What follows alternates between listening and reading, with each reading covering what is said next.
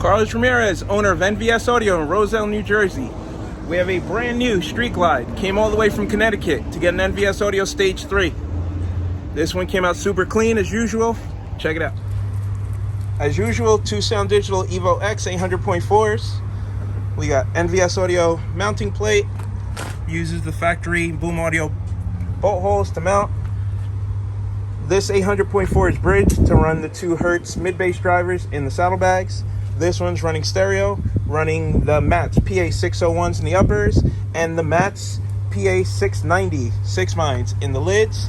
It's rocking NVS Audio lid kit with the Harley logos. We ran the spacers, so we didn't have to cut up the kit. Sealed the edges. Beautiful fit and finish. No water getting in. We have our 200L mid-bass drivers in the back. NVS Audio woofer mounting kit in the back. And you cannot see the woofers from the back. We make sure that when we cut them, they follow the rear fender line.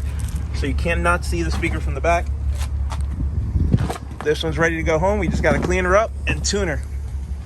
So we have the GTS radio flashed, CarPlay and Android Auto activated. And on this one, we're running an AD DSP.